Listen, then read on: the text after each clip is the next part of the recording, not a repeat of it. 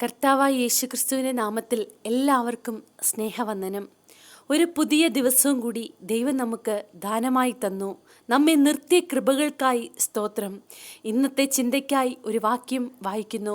സങ്കീർത്തനം 40 അധ്യായം 2 വാക്യം.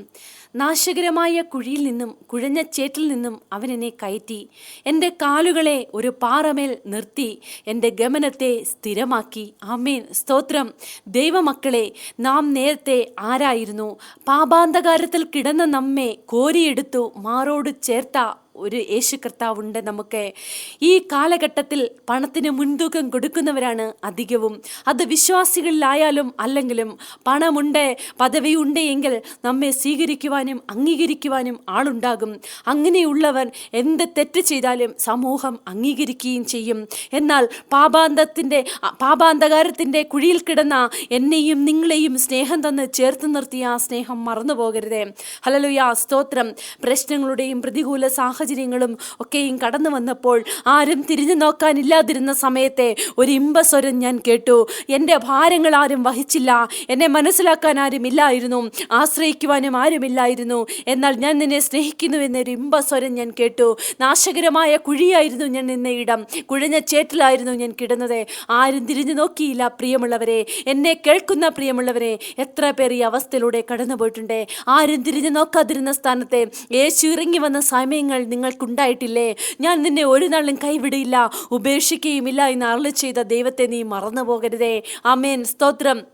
Hallelujah, hallelujah. നാശകരമായ കുഴിയിൽ നിന്നും കുഴിഞ്ഞ ചേറ്റിൽ നിന്നും നമ്മെ കയറ്റി, ഹല്ലേലൂയ, നമ്മുടെ കാലുകളെ പാറമേൽ, യേശു കർത്താവെന്ന ക്രിസ്തുവാകുന്ന പാറമേൽ ഉയർത്തി, ഹല്ലേലൂയ, നമ്മുടെ ഗമനത്തെ സ്ഥിരമാക്കിയ ഒരു കർത്താവുണ്ട്. ഹല്ലേലൂയ, സ്തോത്രം. ആമേൻ. 2 കൊരിന്ത്യർ 8 അധ്യായം 9 വാക്യത്തിൽ നാം വായിക്കുന്നു, നമ്മുടെ കർത്താവായ യേശു ക്രിസ്തു സമ്പന്നനായിരുന്നിട്ടും അവൻ്റെ ദാരിദ്ര്യത്താൽ നിങ്ങൾ സമ്പന്നനാകേണ്ടതിന് നിങ്ങൾ നിമിത്തം ദരിദ്രനായി തീർന്ന കൃപ നിങ്ങൾ അറിയുന്നുവല്ലോ. ആമേൻ, ഹല്ലേലൂയ. നമ്മുടെ കർത്താവ് സമ്പന്നനായിരുന്നു പ്രിയമുള്ളവരെ. എന്നാൽ നമുക്ക് വേണ്ടി ദരിദ്രനായി തീർന്ന നമ്മുടെ കർത്താവ് ആർക്ക് വേണ്ടിയായിരുന്നു ഈ താണനിലത്തേക്ക് ഇറങ്ങി വന്നത്? നമുക്ക് ഓരോരുത്തർക്കും വേണ്ടിയല്ലേ? നിനക്കും എനിക്കും വേണ്ടിയല്ലേ കാൽവറിയിൽ യാഗമായി തീർന്നത്? ഒന്ന് ഓർത്തു നോക്കിക്കേ. എന്നാൽ നമ്മൾ പലരെയും, ഹല്ലേലൂയ, പലരും നമ്മുടെ കഷ്ടം വലുതായി കാണുന്നു. എന്നാൽ ഈ ലോകത്ത് കഷ്ടമുണ്ട് എങ്കിലും ധൈര്യപ്പെടുവാൻ പറഞ്ഞ നമ്മുടെ കർത്താവിനെ ഒന്ന് നോക്കിക്കേ പ്രിയമുള്ളവരെ. കഷ്ടതയെ അനുഭവിച്ച് മരിച്ചടക്കപ്പെട്ട നമ്മുടെ കർത്താവ് 3-ാം നാൾ മരണത്തെ ജയിച്ച് പുറത്തു വന്നു. ആമേൻ, ഹല്ലേലൂയ.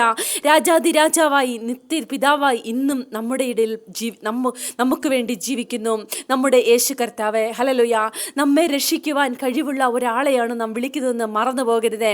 സ്തോത്രം. നമ്മുടെ ദൈവം വീണ്ടും വരും നമ്മെ ചേർക്കുവാൻ. അതുകൊണ്ട് ഈ ലോകത്തിലെ കഷ്ടം സാരമില്ല പ്രിയമുള്ളവരെ. നമ്മുടെ കർത്താവിന് ഈ ലോകം കൊടുത്തത് മുൾക്കിരീടമാണെന്ന് ഓർത്തുകൊള്ളുക.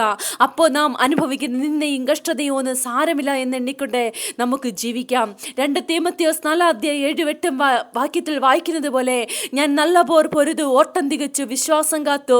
ഈ നീതിയുടെ കിരീടം എനിക്കായി വെച്ചിരിക്കുന്നു. അത് നീതിയുള്ള ന്യായാധിപതിയായ കർത്താവ് ആ ദിവസത്തിൽ എനിക്കും നൽകും. എനിക്ക് മാത്രമല്ല, അവൻ്റെ പ്രത്യക്ഷതയിൽ പ്രിയം വെച്ച എവർക്കും കൂടെ. ആമേൻ, ഹല്ലേലൂയ. നമുക്കും ഈ ലോകത്തിലെ കഷ്ടം സാരമില്ല എന്നെണ്ണി നമ്മുടെ കർത്താവിൻ്റെ പ്രത്യക്ഷതയിൽ പ്രിയം വെച്ച് ജീവിക്കാൻ പ്രിയമുള്ളവരെ, നമ്മെ ചേർക്കുവാൻ നമ്മുടെ യേശു കർത്താവ് വരാൻ സമയമായി. നമുക്ക് അപ്പൻ്റെ കൂടെ പോകാനായിട്ട് ഒരുങ്ങാം. ആമേൻ, ഹല്ലേലൂയ, സ്തോത്രം. ഈ വചനത്താൽ എല്ലാവരെയും ദൈവം അനുഗ്രഹിക്കട്ടെ. ആമേൻ. God bless U.